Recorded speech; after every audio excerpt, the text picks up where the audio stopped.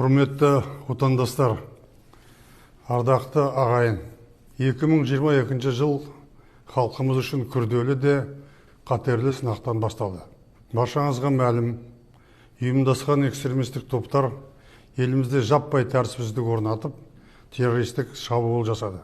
Соның салдарынан бейбіт тұрғындарымыз зардап шекті.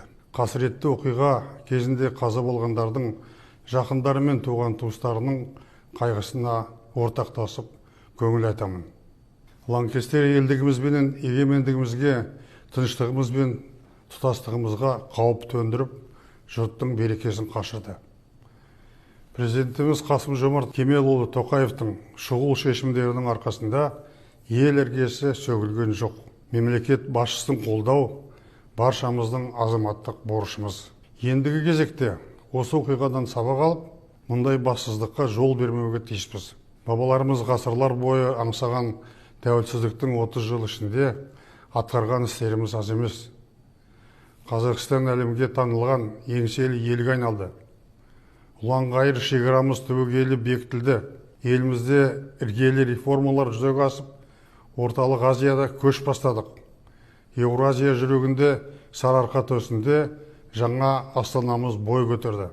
Бірлік барда ешбір жау сағымызды сындырмайтынына біз сенеміз. Уважаемые казахстанцы, дорогие соотечественники, январские события потрясли весь Казахстан. Целью этих организованных беспорядков и атаки на Казахстан было разрушение целостности страны и устоев нашего государства. Эти события еще раз показывают, что независимость нужно беречь, как зеницу ока, как хрупкий сосуд, требующий особо бережного обращения. Происшедшая трагедия стала для всех нас уроком. Важно выяснить, кто организовал все эти погромы и убийства. Следствие даст ответ на этот вопрос. Выражаю искренние соболезнования родным и близким погибших, а пострадавшим желаю скорейшего выздоровления.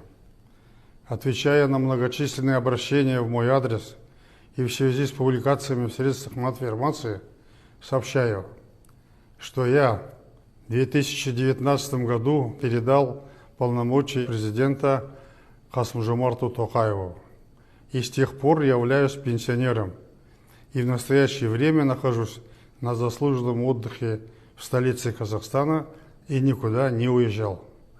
Президент Қасым-Жомарт Тоқаев обладает всей полнотой власти. Он председатель Совета Безопасности. В скором времени он будет избран председателем партии Нур-Отан. Поэтому никакого конфликта или противостояния в элите страны нет. Слухи на эту тему абсолютно беспочвенны. Всем известно, что я 30 лет, не покладая рук, работал во имя нашей Родины. Мы укрепили ее границы. Мы проводили прогрессивные реформы. Мы вместе построили независимый Казахстан, добились больших результатов в социально-экономическом развитии. Стали лидерами по многим показателям не только в Центральной Азии, но и в СНГ. Казахстан стал узнаваемым, авторитетным государством в мировом сообществе. Это все результат сплоченности и единства всех казахстанцев. Стабильность и спокойствие в стране всегда были моей целью. Всем нам надо беречь эти неприходящие ценности. Мы обязательно пройдем через кризис и станем еще сильнее. Президент выдвинул новую программу реформ, направленную на повышение благосостояния народа. И эту программу нужно поддержать. Желаю вам, дорогие соотечественники, здоровья и благополучия. Благодарю вас за поддержку моего курса реформ и модернизации, который я проводил, находясь на посту главы государства.